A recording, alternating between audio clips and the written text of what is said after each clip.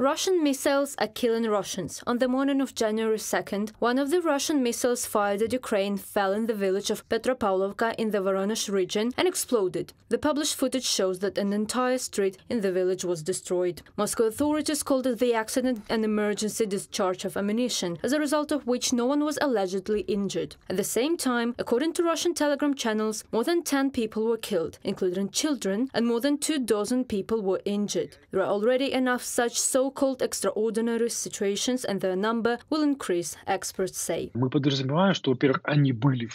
mean that they were in the past. That is, since they are launched over the Caspian Sea and over the Black Sea, since there are such falls. This means that the Russian military is aware of it. Yeah, that is, it can fall, so let's release it in the distance. Now it has fallen, it fell before, then why shouldn't it fall in the future? Nothing conceptually changes in the Russian army, but most likely they will strictly approach this issue and try to launch only in remote regions, so that if a fall occurs, no one will see it. On January 3rd, there was no electricity and heat supply in the Kursk region of the Russian Federation. Local governor Roman Starovoyt complained about the shutdown. The problems allegedly began after an air attack in Zheleznogorsk and the Zheleznogorsk region. This substation was damaged. Because of this, power went out in residential buildings in several settlements. I turn on the water.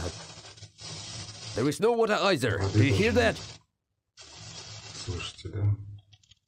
Also, allegedly due to a power surge and water hammer, the heating main broke. There is no heating in 17 apartment buildings. Telegram channels contain information that gas stations, shops and ATMs have stopped working in parts of the city. People are panicking. Water is sold out in stores and almost all shops are closed. There is a huge queue at the gas station, city residents say. According to them, you can now pay in Zheleznogorsk only in cash. People are also reporting problems with mobile communications, and they are finding it difficult to get through. Telegram channel Caution News reports.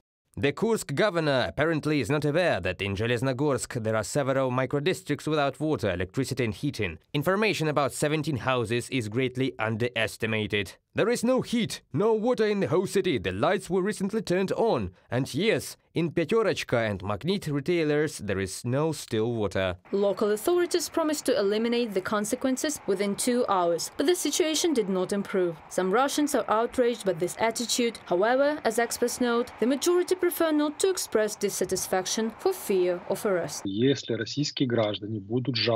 If Russian citizens complain like what their army is throwing at them, then automatically they will fall under the provisions of the article of the Criminal Code for distributing fakes, and the second article may be for discrediting the armed forces of the Russian Federation. That is, out of the blue, no one in the Russian Federation wants to raise 2 articles for themselves, so they remain silent. Among other things, in Zheleznogorsk, some enterprises stopped working altogether, including the Vagon-Mash machine building plant. All employees were sent home. Reported by Yulia Bil, Halina Babenko, UATV News.